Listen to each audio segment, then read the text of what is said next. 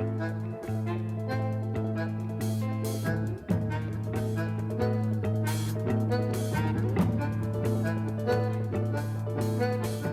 ert að hlusta á Plan B, hlaðvarp loftslagsbreytingar og orkumál, og ég heiti Jean-Rémy. Í þessu hlaðvarpi reynum við að rannsaka og útskýra hvað að gerast í orkumálum og umhverfismálum og hvaða áhrif munu þessar breytingar hafa á efnahag okkar og samfélög. Saga mannkyns tók ófyrirséða stefnu fyrir 200 árum þegar við fundum upp jarðefnaeldsneytið. Sú orkulind hefur reynst vera einhvers konar hvalreki sem við höfum reist nútíma samfélögin okkar á. En nú neyðumst við til að breyta stefnu, þar sem jarðefnaeldsneyti hvorki ótakmörkuð né gallalaus orkulind. Í þessum þáttum fáum við vísindamenn, sérfræðinga, stjórnmálamenn og aðra til þess að raða saman púsluspilin og reynum að komast að rót vandans. Við rýnum í framtíðina og ræðum hvernig við getum búið okkur undir hana, bæði sem samfélag og sem einstaklingar. Kæru hlustendur, velkomin. Ég komin til að hitta Baldvin Þór Bergsson, blaðamann. Við erum komin á þinn vinnustað hérna hjá RÚV. Já. Takk fyrir að gefa þér smá tíma til að taka á móti mér og gaman að hitta þig. Já, sömuleiðis. Getur sagt mér til að byrja með hvað ertu búin að vinna lengi hjá RÚV? Ég er búin að vera hér með hléum síðan 2002. Ég grínast nú reyndar stundum með það að reynda var fyrsta starfið mitt hjá RÚV veturinn 1990 þegar ég var hér í barnaútvarpinu sem að var og hét. Þannig að ég grínast stundum með það að ég er 35 ára starfsafmæli á næsta ári. Það er ekki alveg þannig, en já, þannig ég er nú verið lengi viðloðandi. Var byrjaði 2002, var þá fyrst í íþróttafréttum og farið mig síðan yfir í frétturnar. Var síðan erlendis í nokkur ár, bjó út í milli 2008 og 2015 og kom svona hingað í nokkur verkefni. En síðan 2015 er ég búinn að vera hér í ýmsum verkefnum, búinn að vera fyrst í Kastljósi, svo var ég dagskrárstjóri Rásar 2 og Númiðla og nú er ég sem sagt varafréttastjóri og ritstjóri fréttatengdra þátta meðal annars Kastljósins sem ég er svona titlaður ritstjóri þar.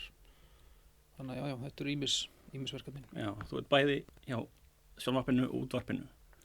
Já, við vinnum náttúrulega bara fyrir alla miðla. Já. Þannig að þessi þættir og þessi skilgreindir útvarps eða sjónvarpsþættir, þá þetta reynum við að koma þeim til skila líka bara á vef eða með öðrum leiðum og það er eitthvað sem að við erum svona að reyna að leggja aðeins meiri áherslu á hvernig við miðlum okkar efni á sem fjölbreyttastan hátt og það er nú bara það gengur svona og svona. Sjónvarpið er mjög frekur miðill. Já. Það tekur til sín mjög mikinn tíma og mannafla. Og við auðvitað höfum svona ákveðnum skyldum að gegna, það kemur til að mynda svona stórum útsendingum og það krefst þess oft að við setjum mjög mikið í það. Það kannski kemur niður á því að við getum miðla hlutum ólínulega á þann hátt sem við myndum vilja, en við erum að vinna í þessu. Já. Hægt og rólega. Ástæðan fyrir því að ég vildi koma að ræða við þig er að það eru kosningar nýbúnar á Íslandi og kosningabarátta og þar voru fjölmiðlar í mikilvægu hlutverki að skipuleggja alls konar viðtöl og svona kynningar.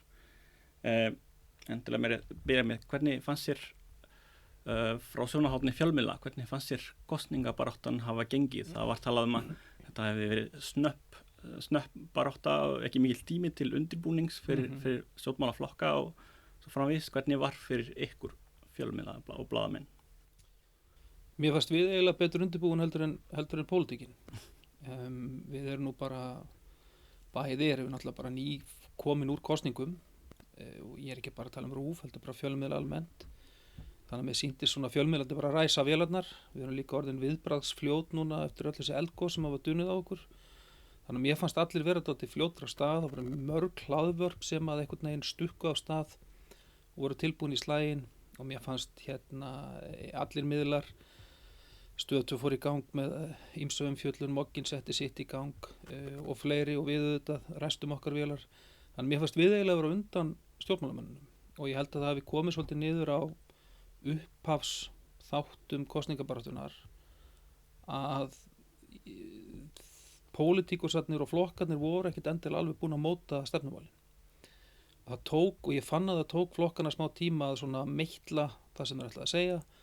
Mér varst óvinni mikið það í þessari kosningabaratu að einstaka frambjóðendur svöruðu spurningum á einhvern hátt sem er ekki alveg í línu við flokkin, og það er bara vegna þess að fæstir höfðu tíma til að mynda til þess að halda einhvers konar stóran fund, landsfund eða flokksásfund eða hvað það heitir, sem hefur svona venju samkvæmt verið vettvangur þar sem að flokkar nota í aðdraganda kosninga til að svona meitla stefnuna, ákveða áherslur og svona koma öllum svolítið á sama stað. Af því að það er eitt einhvern veginn, já, það er eitt einhvern veginn í svona skipulagi, það er eitt að einhverju sko kannski ráðherrar eða formenn, sko þeir eru nú kannski tilbúnir, en svo ertu bara með stóran hóp af fólki sem að svona þarf að fylgja og hérna svo, eins og núna þú kemur inn með nýja frambjóðendur og það var dálítið áberandi fannst mér fyrstu sinna, þeir voru kannski ekki alveg með línuna í öllum málum, og þannig að hérna eins og segi, ég held að við teki flokkana að því að fyrstu 2-3 vikurnar fara bara í það að manna lista og alls konar svona þannig formlegt skipulag sem þarf að fara í, það er miklu meiri vinna bak við tjöldin heldur en að kannski margir átti sig á, og tíminn til í sko stefnumótun gefst kannski ekki á þeim tímapunkti, þannig mér fannst sko eiginlega ekki fyrir kannski svona miðjan nóvember sem ég var farin að sjá það, já ok, nú vitum við loksins hvað þessi flokkar ætla að hverju þeir eru að lofa, hvað þeir eru að segja. Það kannski gildir ekkit alveg jafn mikið alla flokka, það var svona smá vísjamt, en svona heilt yfir get ég sagt að þetta var svona mín tilfinning. Það er mitt. Ég horfi mikið á RÚV og hlusta mikið, og þetta hlaðvarp mitt er kannski vettvangur til að tala fyrst og fremst umhverfismál, loftslagsmál og orkumál, og ég fylgist náttúrulega alltaf með hvað er í gangi, hvað það varðar í fjölmiðlum, meðal annars á RÚV, og hérna ég sá þátt hjá ykkur fyrir svona mánuði eða 1,5 mánuði síðan, Kveikur, þar sem að fjallað hérna mögulega stöðvun amok hringrásarinnar, þar sem var talað meðal annars við vísindamann frá Þýskalandi, Stefán Ramstorff, sem varaði við því að ef þessi straumur myndi stöðvast þá gæti Ísland og Skandinavía orðið nánast óbyggilegt jafnvel á þessari öld, þó að sé andalega 50% líkur, en er svolítið á reiki hvað líkurnar eru miklar, en hann vildi meina að þær væru mjög miklar með þessi 50%. Aðrir hafa talað 10% sem er minna en samt frekar mikið, og þannig að ég bjóst svolítið við eftir að sjá þannig þátt sem var mjög vandaður, að þegar þessar kosningar færu af stað, það er kannski mikið talað þetta. Þetta varðar framtíðina okkar, og við segjum alltaf að hlutverk fjölmiðla sé að setja brýn málefni á dagskrá og krefja stjórnmálamenn svör varðandi þetta. En svo horfði ég á umræðu þætti, svo kallar leiðtoga umræður, þar sem allir formenn flokkana voru fengnir til að svara spurningum.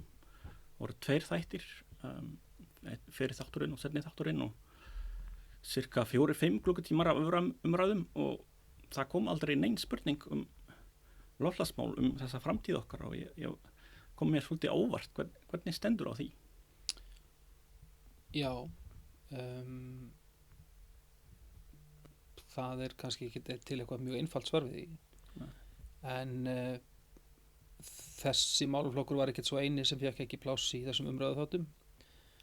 4-5 klukkutímar hljómar eins og langur tími, með 10 eða 11 formenn, þá er tími sem hver og einn hefur ekkert sérstaklega langur. Þannig að við þurfum að velja dálítið vel, og það er mikil umræða hjá okkur það hvaða málefni við tökum fyrir, hvort er mikilvægara orkumál eða menntamál, hvort er mikilvægara heilbrigðismál eða sjávarútvegurinn. Þetta er bara eitthvað sem að þarf svona að vega og meta, og við höfum gegnum tíðina talað mjög mikið þetta.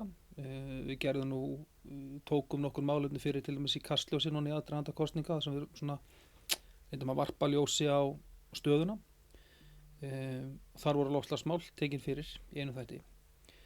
En af hverju ekki leiðtogaumræðum? Kannski vegna þess að kannanir bentu til þess að þetta mál væri bara einfaldlega ekki ofarlega í hugum kjósenda. Og það má alltaf velta því fyrir sér, eiga fjölmiðlar að engu að síður að setja ykkur mál á dagskrá, þrátt fyrir að það virðist ekki vera mikill áhugi hjá almenningi eða kjósendum. Og það held ég umræða sem að verður bara viðvarandi hjá okkur.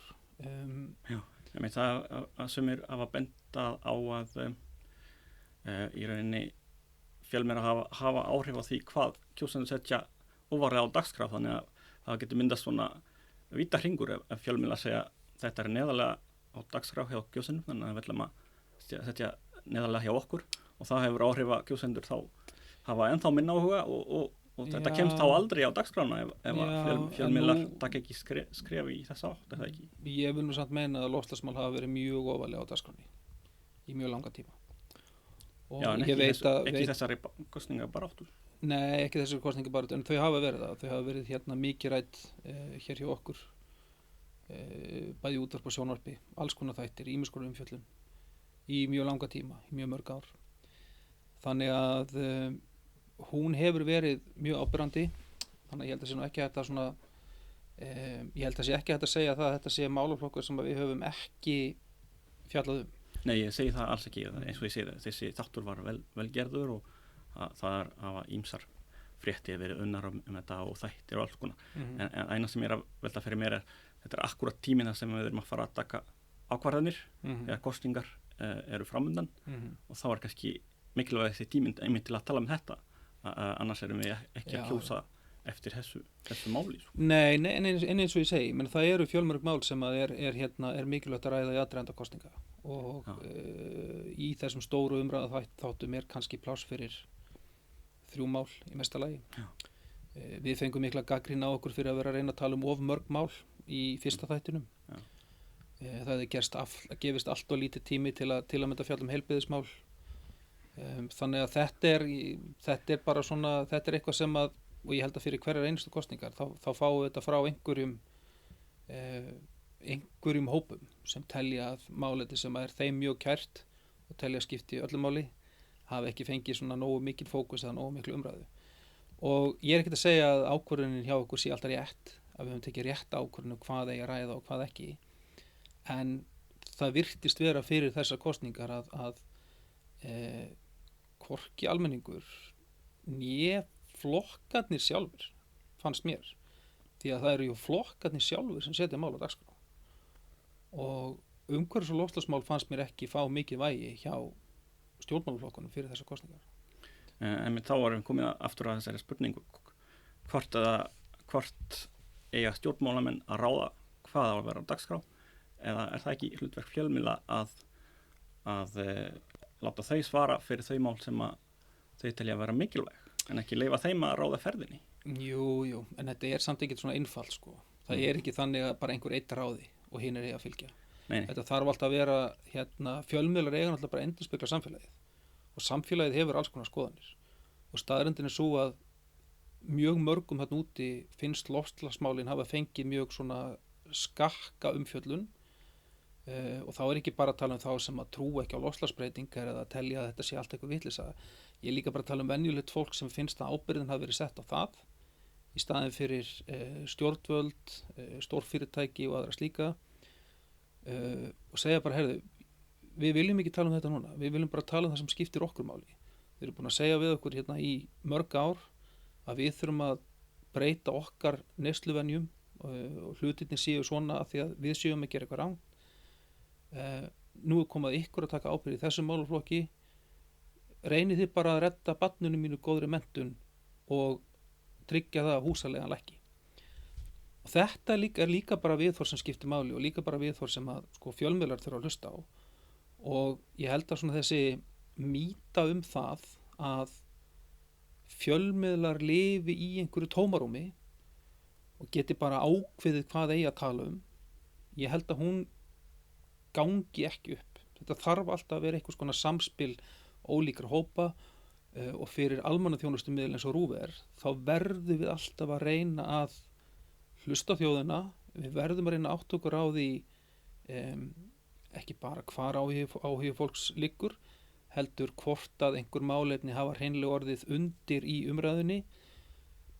Kannski höfum við bara fjallað of mikið loftslagsmál á undanförnum árum, kannski gerðum við bara mistök, kannski settum við þau ekki rétt fram, ég veit það ekki, en ég held að við getum ekki bara sett okkur að hann stall að segja bara við hér innan hús á einhverjum fundi, við ætlum að ákveða þetta mál, hvað sem þetta er loftslagsmál eða eitthvað annað, þetta sé mikilvægast og við ætlum bara að ákveða að kosningarnir eiga að snúast um það.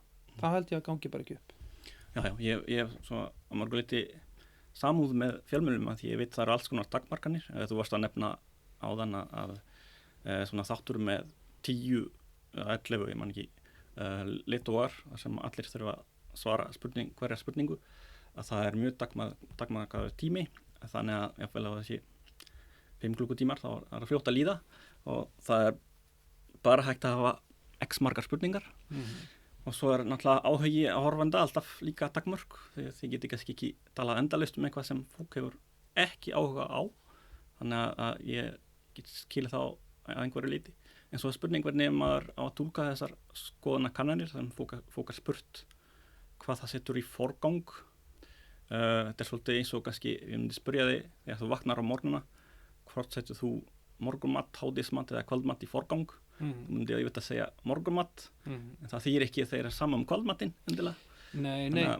Ég veldi fyrir mér hvort við séum ekki á fljóta að túlka þessar skoðanakannanir þannig að fólki finnst þetta ekki skipta máli. Nei, ég held ekki. Og ég er ekkert að segja að fólki hafi ekki fundist að skipta máli. Nú vill svo til að ég er líka stjórnmálafræðingur og hefur meðalina skoðað svona samfélagshreyfingar og svona hópa sem myndast utan ákveðin málefni, gerði rannsóknarferlunni í tengslu við nýju stjórnarskrárna á sínu tíma. Mörgulegt er það sambarlegt dæmi. Það er hópur ennþá sem að lagði mjög mikla áherslu á nýju stjórnarskrárna. Hún væri gríðarlega mikilvæg og svona svo er gerð þessi óbindandi kosning á sínu tíma sem að auðvitað vakti deilur strax, en það sem að svo margir sögðu var það er klár vilji þjóðarinnar til að breyta stjórnarskránni. Skoðanakannir benda til þess að þessi klár vilji þjóðarinnar til þess að breyta stjórnarskránni, til þess að setja inn ákvæði náttúruauðlindir. Þetta er allt sátt og rétt. Svo skoða maður gögn úr íslensku kosningarannsókninni, sem er mjög áhugaverð rannsókn sem hefur verið í gangi núna í áratugi.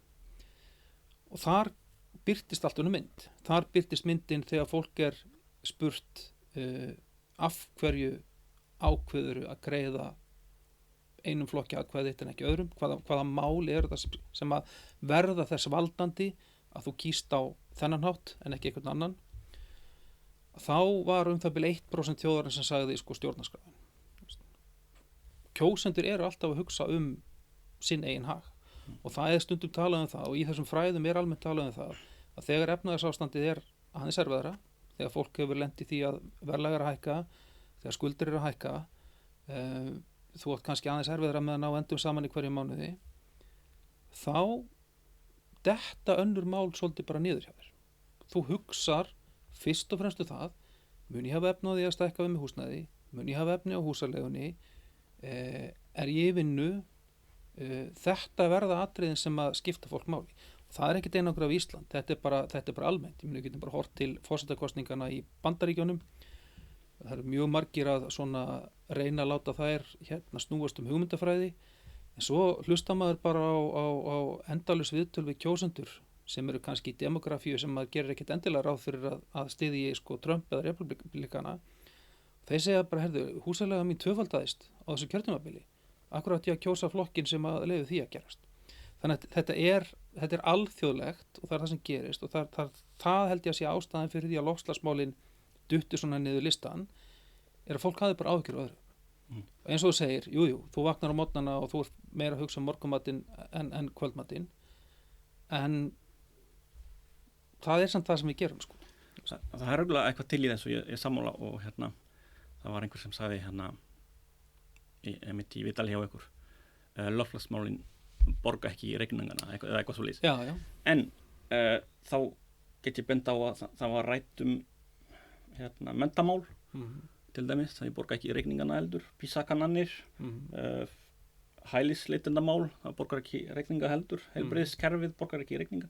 Þannig að það alls konar mál sem eru samt rætt en borga ekki heldur reikninga. Já, já. Og mér langar að bregðast við þú talaði áðan nýju stjórnarskrána og ég skila það fyrst, ég veit að það eru alls konar hópar í samfélaginu sem telja sitt málefni vera mikilvægast og eru alltaf að gagnrýna fjölmiðla fyrir að fjalla ekki nóg það, ég þekki það, en ekki svolítið eðlismunur ef við tökum ekki upp nýja stjórnarskrá að það verður ekki til þess að Ísland verður óbyggilegt. Þannig að það svolítið annað máli það ekki. Þannig eru vísindamenn að vara okkur við. Ég var ekki að bera þetta saman sko. Ég var að útskýra fyrir þér af hverju stundum sum málefni þú getur haft áhuga á því að eitthvað breytist en þú kýst ekkert endilega í samræmi við það. Þannig að því að við erum þú varst að velta fyrir þér túlkun skoðanakanna á því hvaða málefni skiptir fólk mestu máli fyrir þessar kosningar. Þannig að ég nú bara að bera þetta saman. Að ástæðan fyrir því að stundum fólk kýs eins og það kýs. Það getur vel verið að fólk hafi mjög miklar áhyggjur af loftslagsmálum en það er bara eitthvað annað málefni sem að trompar það á þeim tímapunkti.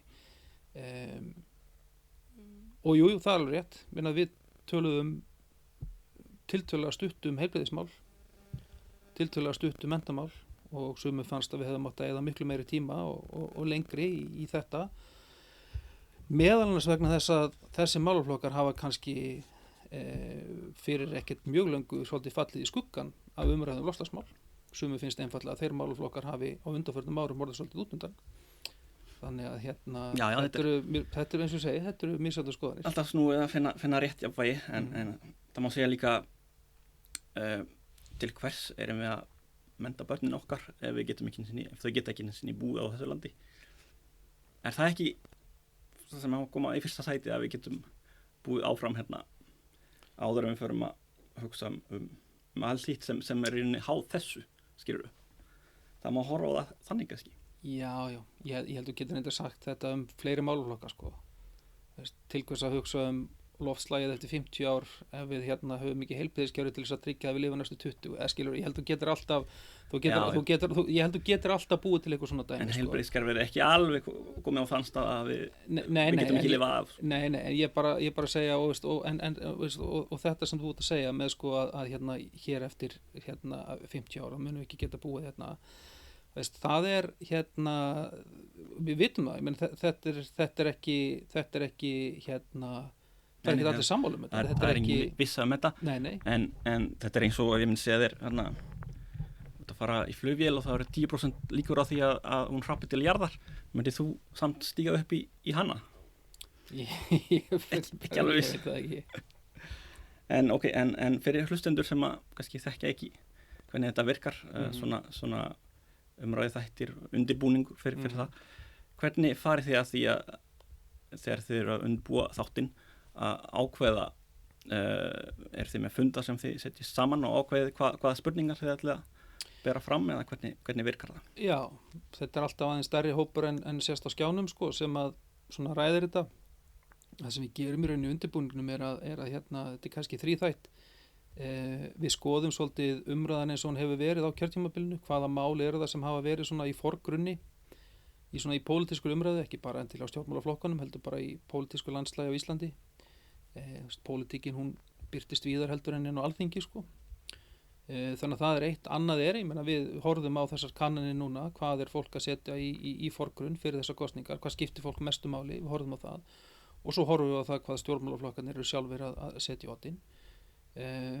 Þannig að við reynum svona, þetta er svona einhvers konar blanda af þessu og svo þetta bara svona mat okkar á því hvað hvort að hvort að einhver málefni hafi orðið út undan eða gleymst eða hvort að við reynum einhvern veginn að setja þetta saman í einhvern pakka sko. Og það er bara þannig, þetta er ekki fyrstu kosningarnar og ekki síðustu það sem að eitthvað mál sem að hefði kannski átt að fá meira umfjöllun verður svolítið út undan sko. Þannig að þetta er unni bara þannig sem það virkar. Ef þú hugsar aðeins til dæmis, þetta er alltaf erfitt að ákveða hversu mikið áfjalla eitthvað málefni og hversu lengi og svona, þetta alltaf snúið.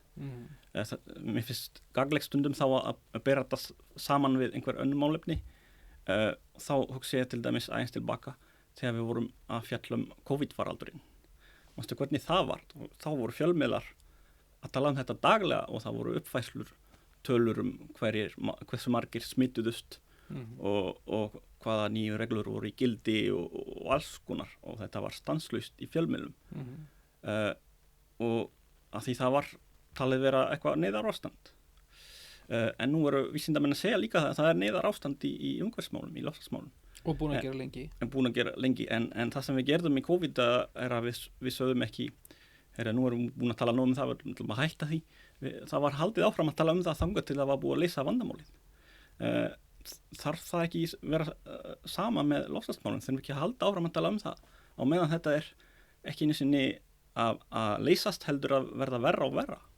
Losun ekki einu sinni að minnka. Ég held að það sé enginn að hætta að tala um loftslagsmál. Það held ég ekki. Og það eitt hvort að þetta sé... Nei, ég að segja í samanburði við COVID þá er miklu minna að tala um það. Ekki. Það ekki daglega fréttir Nei. Loftslagsmál og svo framvegis. Já, ég veit það ekki. Hvernig finnst þér persónulega, finnst þér vera nóg eða of mikið eða ekki nóg? Ég held að sé... Eða akkurat bara? Ég held að sé bara passlega að fjalla um loftslagsmál. Okay. Og ég horfi bara á fjölda frétta sem við vinnum hér, sko fréttir frá fréttastofu, umræður í þáttum, bæði í útvarp og sjónvarpi. Það gríðarlega mikil umfjöllun hefur verið á undanförnum árum með loftslagsmál hjá RÚV og þykir mörgum nógum. Við fáum eiginlega frekar kritík fyrir að fjalla of mikið um þessi mál og trú of einhæfu sjónarhorni frekar en hitt. Okay. Þannig að ég held að það skorti ekki. En Þannig að þú ert að segja í rauninni, ég meina, ég veldi fyrir mér, þið fáið kritík fyrir að fjalla of mikið um það, eru þið þá að taka með svona kritík eða eru þið að taka ákvarðin bara út frá eigin skoðunum, þú veist, eða bæði, eða hægt að gera bæði, eða, þú veist, meiri hlutin hefur ekki alltaf rétt fyrir sér, þannig að ef meiri hlutin vill ekki þessa fjöllun, þér finnst sjálfur hún þurfi að vera, hvað gerir þú? Ég held að þetta sé ekki endilega meirihlutaskoðun. Ég bara segja að það nú eðli fjölmiðla að við fáum frekar kritík en rós. Ég staði ykkur mjög vel. Já, takk, en það sko, ég meina það bara, það hluta starfinu, það eðli fréttamennskunar. Þurfa einhvern veginn að taka þessar ákvarðanir bara á hverjum einstu degi og stundum bara og yfirleitt oft á dag. Og það sem að hefur eins og að gert og það sem ég held að sé kannski að flækjast fyrir mörgum og til að mynda í þessar umræðu að sko það ekkert mjög langt síðan að það voru tiltölulega fáir stóru fjölmiðlar og þeir settu mál á dagskrá. Í dag það hins vegar þannig í þessum tvístraða fjölmiðla heimi sem við búum í að þú getur endalaust fundið fjölmiðla sem að eru nær eingöngu að fjalla þar málaflokk sem þú hefur áhuga á. Og þegar það orðið niðurstaðan, þá eru mjög margir að reyna að spegla það yfir á stóru fjölmiðlana sem ennþá hafa kannski miklu víðtækara hlutverk. Og það held ég sé flókið. Ég held að sé flókið fyrir fjölmiðl eins og til að mynda Ríkisútvarpið sem almannaþjónustumiðil að spegla sig í þessum nýja veruleika. Því að loftslagsmál bara einn málaflokkur þar sem fólk segir þið eigið að vera að tala miklu meira um þetta. Þetta það sem skiptir okkur máli. Og segir síðan og hugsar ég horfi á endalaus myndbönd á YouTube, endalaus hlaðvörp, endalaus fréttir utan á heimi, það allir að fjalla um þetta. Af hverju RÚV ekki að fjalla jafn mikið og þetta? Sko, en þá myndum við náttúrulega ekki gera neitt annað. Þannig að þetta held ég að sé það sem að hafa áhrif bæði á ákvarðanir fjölmiðla en líka bara svona fjölmiðla vitund og fjölmiðla skilning fólks að það að þú getir í dag hlustað bara á efni sem snýst einhver tiltekinn málaflokk sem að stendur þér nærri verður þessu valdandi þú gerir eiginlega þá kröfu á alla fjölmiðla að þeir endurspegla það. Þeir eiga endurspegla þann veruleika sem að þú svolítið býr til fyrir sjálfa þig.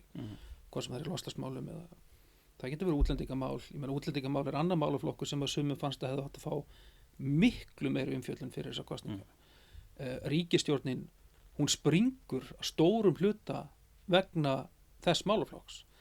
En sá málaflokkur fékk ekkert mikið vægi í þessari kosningabaráttu. Örlítið fyrst, sem að ég held að hafa verið eðlilegt, en svo var engin sérstök eftirspurn eftir einhverju mikill umfjöllun þann málaflokk. Einmitt. Og þá einhvern veginn svolítið hverfur. Einmitt. Og þá aftur að þessu, það má alveg, getur alveg sagt, ég vil meira umfjöllun útlendingamál, en það engir vísindamenn að vara við því að útlendingamál séu að gera Ísland óbyggilegt mögulega. Þannig að Ekki vísindamenn, það er fólk sem hefur haldið því fram. Nei, en það alltaf, það var það, veist, ekki endilega hægt að taka mark á það, sko. Nei, það er Það er eitt sem meira vísindamenn kannski segja og- skoðanir. Já, það eru skoðanir manna, frekar en vísindamanna.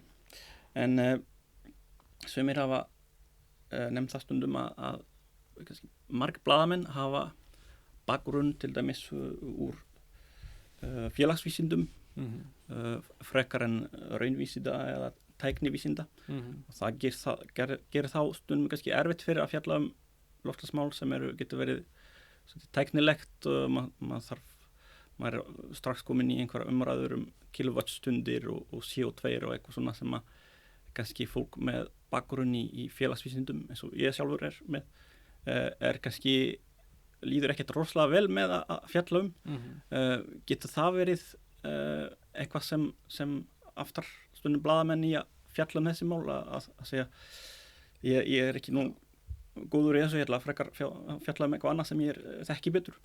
Já, ég held að það sé alveg klárlega þannig. Okay. Þessi málaflokkur og margir málaflokkar sem tengja svona sérhæfðari málefnum. Ég held að sé bara mjög oft þannig að einstaka blaðamenn að fjölmiðlamenn treystir sér mitt ekki til þess að fjalla ykkur tiltekinn málaflokk eða gerir þá yfirborðskenndan hátt. Þetta er eitthvað sem að við ræðum mjög mikið hér, þess vegna reynum við að leyfa fólki að sérhæfa sig í einhverjum ákveðnum málefnum. Þannig bara leyfum við að nefna samfélagið á Rás 1 sem er nú kannski sá þáttur sem hefur tekið til að mynda loftslagsmálin hvað föstustu tökum. Arnhildur Hálfdánardóttir sem hann alltaf hefur unnið í þessu í fjölda ára.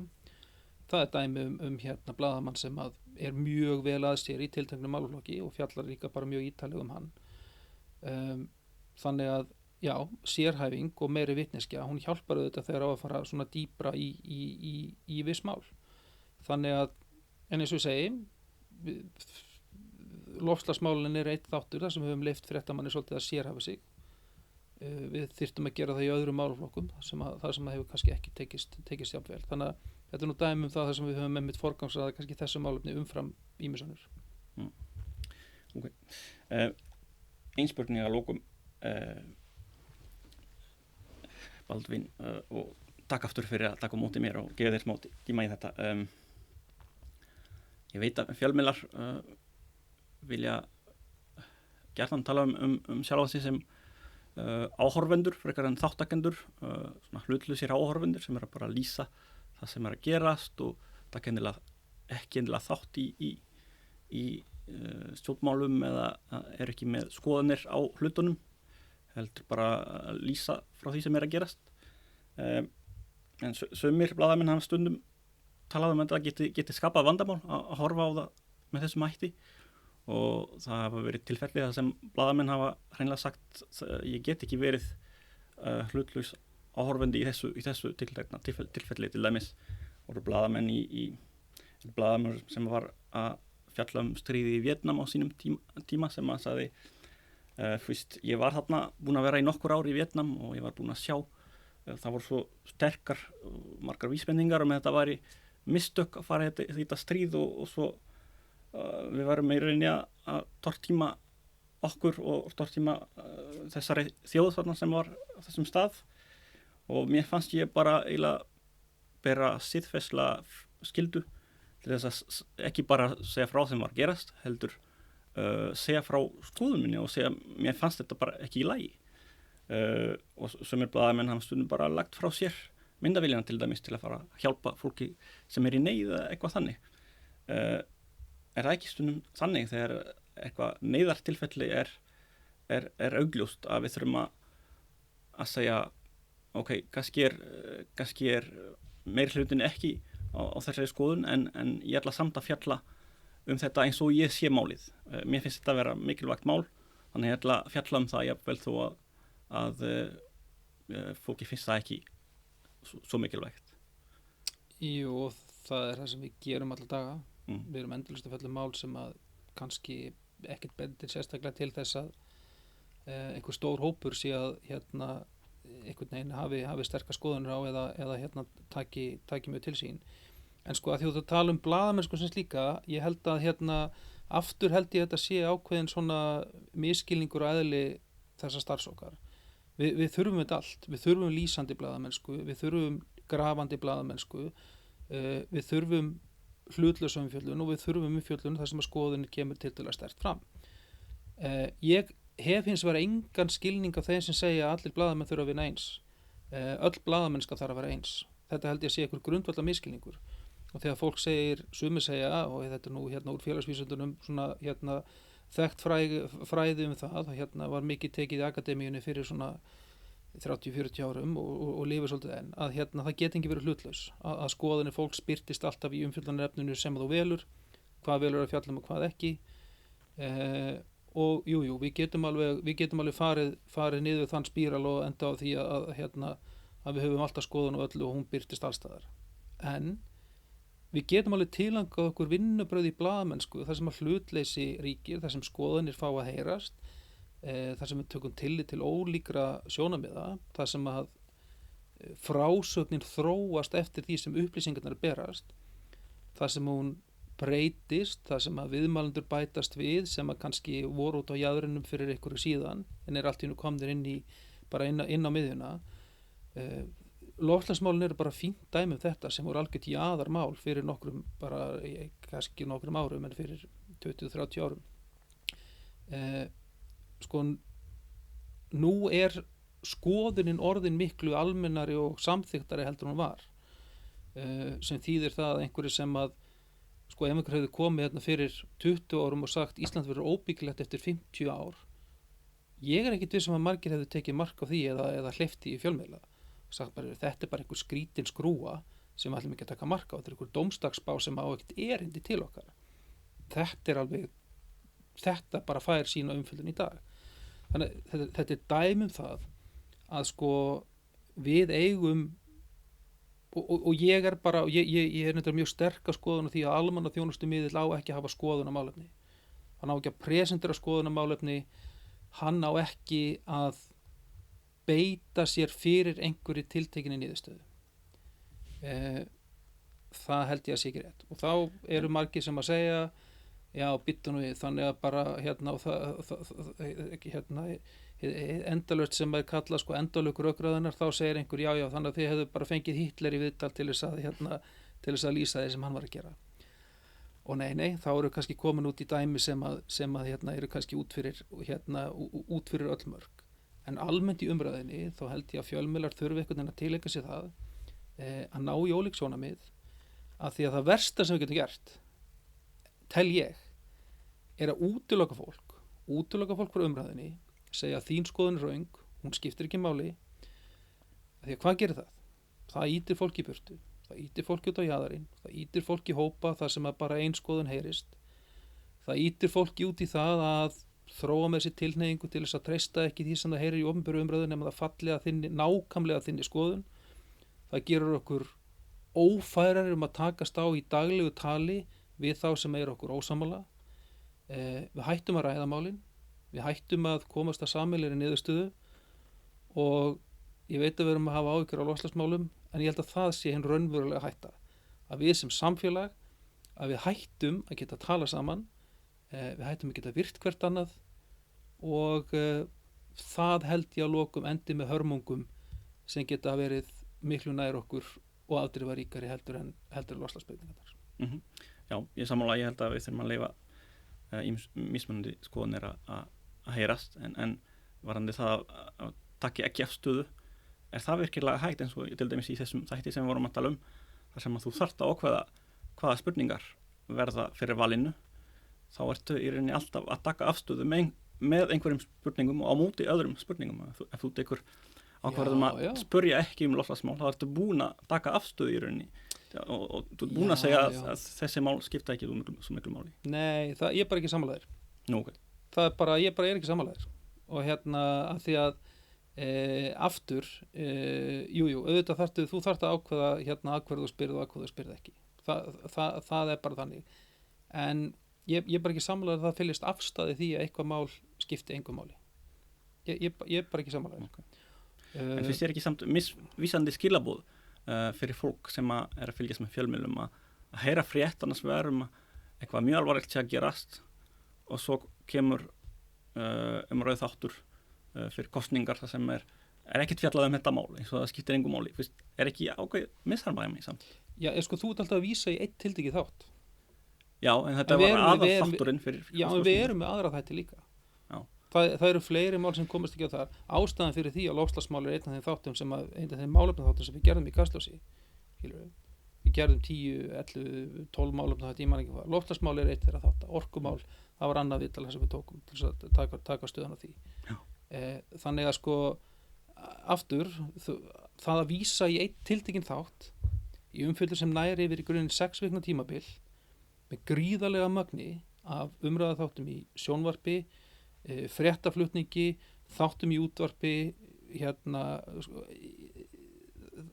það er bara ekki hægt að taka þennan tiltekna dagskrárlið og segja ef ekki var fjallað eitthvað tiltekið mál þar þá skipta það einhver máli í einhver huga það er bara röngnálgun og hún er ósangjöld gagnvart þeirri vinnu Ég ræði það ekki Já, en þetta er samt mikilvægt að það er tilhneigingi á fólki til þess að segja ef að ég sá ekki eitthvað í tilteknum þætti þá var það ekki rætt og við verðum bara átt okkur á því að magnið af þáttum hér í Ríkisútvarpinu er gríðarlegt þannig að það er mjög auðvelt fyrir held ég alla að finna í aðdragandi þessara kosninga umfjöllunum mál sem er þeim kært og við verðum að taka heildar umfjölluna þegar við skoðum það hvort að Ríkisútvarpið hafi fjallað eitthvað tiltekinn málaflokk eða ekki að segja bara þessi þáttur það verður ekki gert þar nei, en það er bara fámál sem komast að þar en þá kannski fá þau meira svigrúm í öðru þáttum Það sem ég ávið að auðvitað eru þið að fjalla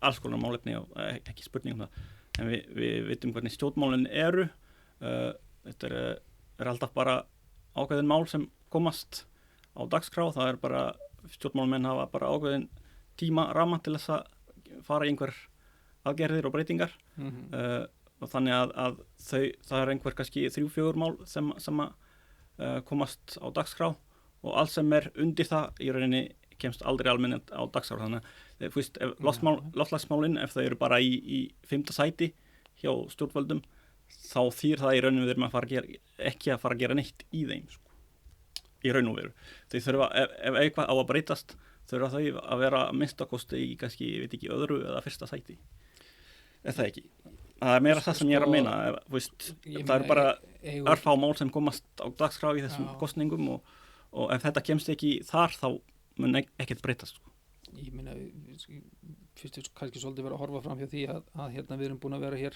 vorum hér með ríkisstjórn í 7 ár sem að leita flokki sem að skilgreina sig sem umhverfisflokk orkumál, ekki loftslagsmál orkumál fyrst og fremst voru einn af þeim þáttum sem að leita til þess að þetta ríkisstjórnar samstarf sprakk það hefur svona verið kannski miklu meiri samhljómur hjá stjórnmálaflokkum almennt í loftslagsmálum heldur en í orkumálunum deilan hefur kannski miklu frekar verið þar á þennu pólitíska sviði svona stóra deilan, þetta eru svona núansar þannig að sko við erum búin að vera með ríkisstjórn í 7 ár þar sem þetta mál er bara mjög ofarlega á lista og mjög ofarlega í forgangi hún er ekki búin að fara í neinar aðgerðir til þess að draga almenna á losun það er allt umræða sko. það er umræða það hvernig pólitíkin er að standa sig en við erum með ríkisstjórn við erum með ríkisstjórn sem er meðal annars stofnuð utan þessi mál að flokki sem að skilgreinir sig sem umhverfisflokk þannig að stjórnvöld eru nú heldur betur búin að hafa þetta mál í að minnstakosti á blaði ofarlega á sínum forgangslista Það var gaman að heyra hvað þú voru að segja þessi mál, Baldvin, og ég ætla samt upp á gaman að skora á ykkur að spurja betur út í þetta í næstu kosningum og bara alltaf. Mér finnst persónulega ekki nú mikið talað þetta miðað við hvað þetta verður stórt vandamál fyrir okkur í framtíðinni að við ættum ekki að við ættum í rauninni alltaf að vera að tala þetta finnst mér en þetta kannski bara mín skoðun. Takk fyrir að hitta mig Baldvin og gangið þér í því sem þú ert að gera. Takk fyrir, gaman að vera með þér.